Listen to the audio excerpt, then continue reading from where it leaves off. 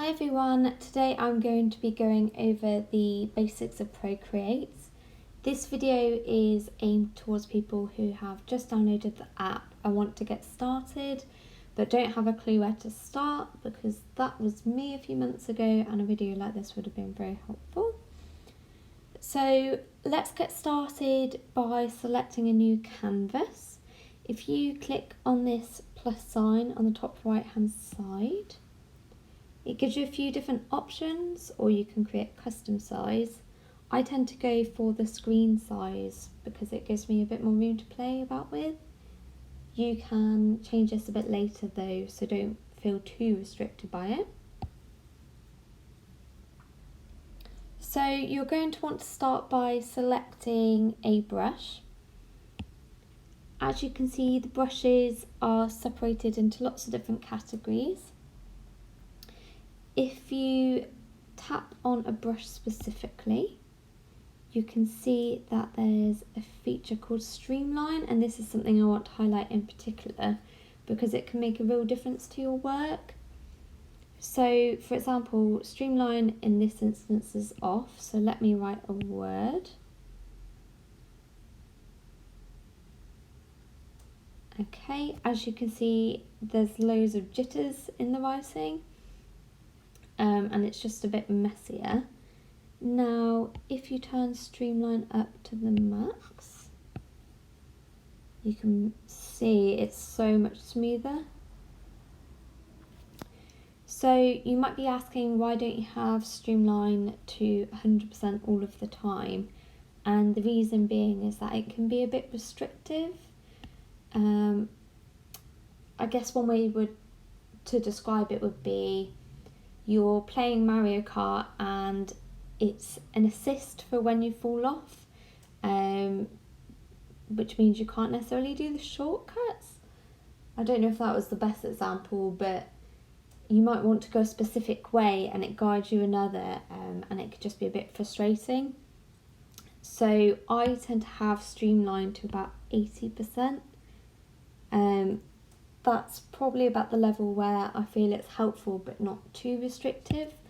So let me show you now. It's just a bit smoother writing, and it's tidier as well. You can change the size of the brush over on the right hand side with these bars. So that's pretty common sense. Obviously the higher the brush size, the bigger it's going to be. Underneath that is opacity, so let me show you an example. If we have it at a low opacity, you can see it's a bit transparent, whilst if it's a high opacity, you can see it's block colour.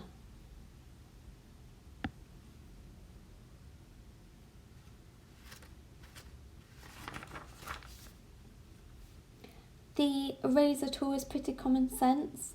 But what's quite nice about the eraser tool is that you can choose a texture. So let me show you an example. Just filling in some text so you can see what I'm on about here. So click on the eraser tool. Now if you click it again, you can choose a different brush. So this is really helpful if you've created some lettering and you want to add some effects onto it. So for example, the chalk. You can see that. Water pen, that's probably not quite big enough for you to see, but it just creates these different effects, and gives you more opportunity to try different things in your lettering. The finger icon between the eraser and the brush tool is the smudge, so pretty common sense. Again, if you tap on the smudge tool, you can choose a specific type of brush.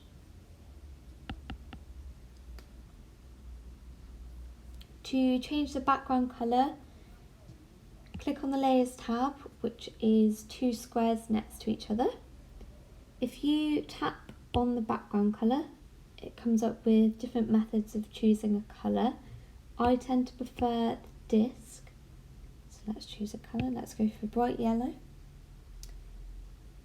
Layers, it are interesting, and a way you could think about them is as pages to a book. So they're each individual, but merge them together and you create something. And the way that they work is the higher up a layer is, it's going to be on top. So let me show you an example.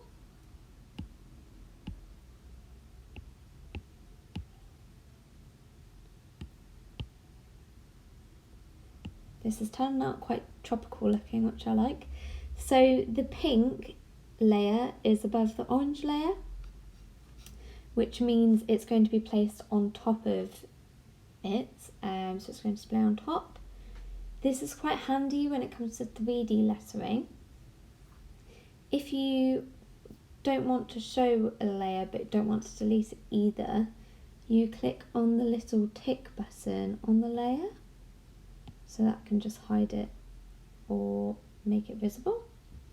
If you think I really like this combination together, you can group layers. So you drag left. Oh, I've just undid it. Drag them left and then click on group. Now these still act individually until you select the new group and you click on flatten, and that way once they're flattened you can move them together.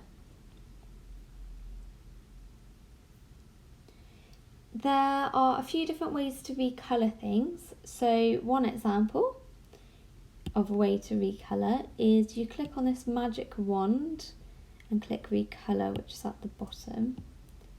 You then choose the colour you want to recolour to, and you move this little arrow or little cursor to the bit that you want to recolour and just tap it again when you're done. Another way to recolour is in the top right hand side you can see a little circle which will be filled with colour. Once you've selected a colour that you want to recolour it to, you simply drag and drop. One downside of using that method, which I typically prefer, is that it will only colour the things that are connected. So say for example I wrote hi instead of hello, you would have to drag it to the dot in the eye because it's not connected. But other than that, I prefer that method. It just tends to be quicker. So that is it for today. If you still have some questions, please comment them down below and I'll do my best to answer them. If you want to see some of the work I've done, please check out my Instagram, which I will link in the description below. And thank you for watching. Oh, a really helpful thing to know is how to save your work. So click on the gallery, press select, and tick the thing you want to save. Click on share, and then download it in the format that you want it to be downloaded. And then you can save it to files or save image. Okay, and that's how to save. And that's really it. Thank you for watching.